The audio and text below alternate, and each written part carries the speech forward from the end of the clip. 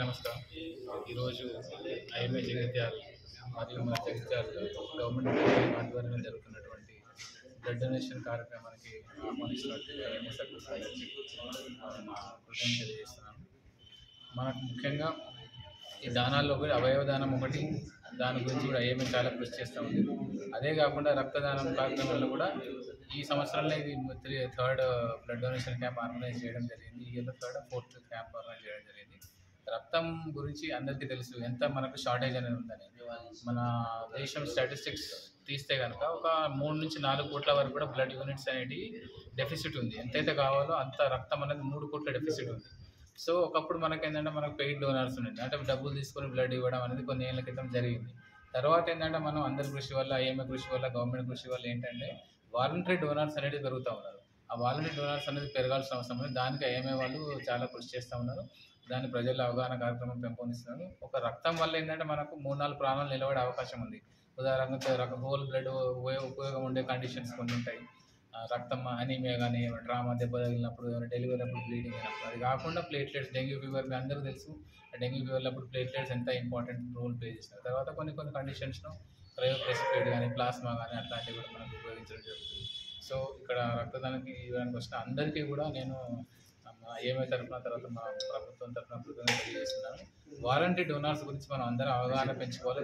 ప్రజల్లో కూడా వాళ్ళంతా వాళ్ళు స్వచ్ఛందంగా రక్తం ఇచ్చే వాళ్ళు పెరగాలి. సో వాళ్ళందరూ వాళ్ళు వచ్చి బ్లడ్ బ్యాంక్లో డొనేట్ చేసే వాళ్ళు పెరగాలని మేము కోరుకుంటున్నాం. దీనికి ఐఎంఏ కృషి మాకు చాలా అవసరం ఉంది. ప్రభుత్వానికి, ప్రజల్లో కూడా ముందు ఇంకా కొన్ని ప్రోగ్రామ్స్, హెల్త్ క్యాంప్స్ పెట్టడం, తర్వాత ఈ రక్తదానం గురించి ఇంకా విస్తృతంగా ప్రచారంలో మాకు ప్రభుత్వంతో ఐఎంఏ డాక్టర్స్ కలిసి వస్తారని కోరుకుంటూ ఇంతలో ముగిస్తున్నాను. జగిత్యాల నగరంలో ఒక ప్రభుత్వ బ్లడ్ బ్యాంక్ ఒకటి, అదేవిధంగా ప్రైవేట్ 3 బ్లడ్ బ్యాంకులు ఉన్నాయి. అయినా సరే ఈ రక్తానికి చాలా కొరత అనేది ఏర్పడుతుంది. పోయిన నెల చూస్తే మేము ఐఎంఏ హాల్ తరఫున నిర్వహించినటువంటి బ్లడ్ డొనేషన్ క్యాంప్లో 26 యూనిట్లు డొనేట్ చేయడం జరిగింది. కేవలం 10 రోజుల్లోనే ఇచ్చినటువంటి ఏదైతే బ్లడ్ యూనిట్స్ ఉన్నాయో అవన్నీ అయిపోయినాయంటే, ఇందాక డిప్యూటీ డిఎంహెచ్ఓ శ్రీనివాస్ గారు చెప్పినట్టు రక్తం కొరత ఎంత ఉందనేది మనకు అర్థమవుతుంది.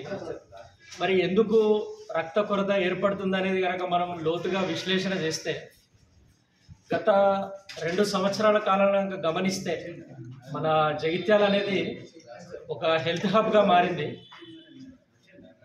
కేంద్ర ప్రభుత్వ, రాష్ట్ర ప్రభుత్వం తీసుకున్నటువంటి నిర్ణయాలు కావచ్చు, అదేవిధంగా మన ఎమ్మెల్యే డాక్టర్ సంజయ్ కుమార్ గారు తీసుకున్నటువంటి చొరవ కారణంగా ఇక్కడ ఒక గవర్నమెంట్ మెడికల్ కాలేజ్ అనేది ఏర్పడింది. అదేవిధంగా మాతా శిశు కేంద్రం కూడా, అంటే అన్ని రకాల పరికరాలతో పాటు అది ఏర్పాటు చేయడం జరిగింది. ఇంకా ముఖ్యమైనది ఏంటంటే, ప్రైవేటు పరంగా నైపుణ్యం కలిగినటువంటి యువ వైద్యులు అనేక మంది జగిత్యాలకి రావడం జరిగింది. ఒక 2 సంవత్సరాల క్రితం వరకు కనుక మనం గమనిస్తే, ఏదైనా హార్ట్కి సంబంధించినటువంటి వ్యాధులు కావచ్చు, లేదా కిడ్నీకి సంబంధించినటువంటి వ్యాధులు కావచ్చు, ఏమన్నా వస్తే తప్పకుండా కరీంనగర్కి వెళ్ళి చికిత్స తీసుకునేటువంటి అవసరం ఉండేది. కానీ ఇప్పుడు ఆ పరిస్థితి లేదు. ఉదాహరణకు మనకు కార్డియాలజీ కనుక చూస్తే డాక్టర్ నితిన్ అని ఆయన సంవత్సర కాలం నుండి సేవలు అందిస్తున్నాడు. ఇక యూరాలజీ కనుక చూస్తే దత్తప్రసాద్ కావచ్చు, తర్వాత శశిధర్ సామ్రాట్, ఇట్లా యువ వైద్యులు చాలామంది రావడం జరిగింది. అదేవిధంగా ఈ ప్రభుత్వ మెడికల్ కళాశాలలో అనేక మంది గైనకాలజిస్టులు, ఆబ్స్టెట్రిషియన్ వీళ్ళు కూడా రావడం జరిగింది. మరి గర్భవతుల్లో కనుక మనం గమనిస్తే రక్తస్రావం అనేది చాలా తీవ్రమైనటువంటి సమస్య. ఒక 2-3 సంవత్సరాల క్రితం వరకు కూడా వీళ్ళందరినీ కూడా ఏ చిన్న ఇబ్బంది కలిగినా కరీంనగర్ కానీ, హైదరాబాద్ కానీ రిఫర్ చేసేటువంటి పరిస్థితులు ఉండేవి.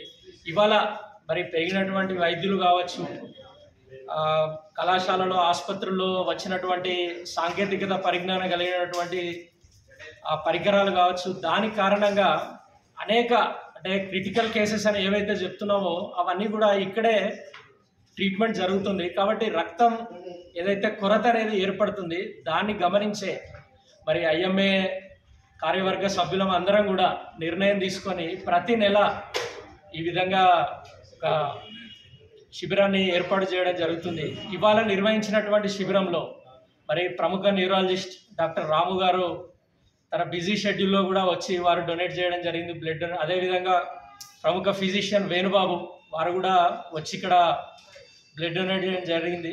అంతేకాకుండా మోరపల్లికి సంబంధించినటువంటి రాజేందర్ రెడ్డి గారు తన మిత్ర బృందాన్ని తీసుకొని వచ్చారు. ఇక రేచపల్లి నుండి సంజీవ్ చారి గారు, అశోక్ వీళ్ళు కూడా తమ మిత్ర బృందంతో వచ్చి బ్లడ్ డొనేట్ చేస్తున్నారు. ఈ కార్యక్రమానికి సహకరిస్తున్నటువంటి మరి డిఎంహెచ్ఓ ప్రమోద్ కుమార్ గారు, డిప్యూటీ డిఎంహెచ్ఓ శ్రీనివాస్ గారు, ఇక బ్లడ్ బ్యాంక్ ఆఫీసర్లు రఘుపతిరావు గారు, డాక్టర్ నవీన్ గారు, వీళ్ళందరికీ కూడా ఐఎంఏ తరఫున కృతజ్ఞతలు తెలియజేస్తున్నాము. ఈ విధంగా ఒక బ్లడ్ డొనేషన్ క్యాంప్ అనేది మా ఐఎంఏ తరఫున మా యొక్క సామాజిక బాధ్యత లాగా భావించి ఇది నిర్వహిస్తామని చెప్పేసి చెప్తున్నాము.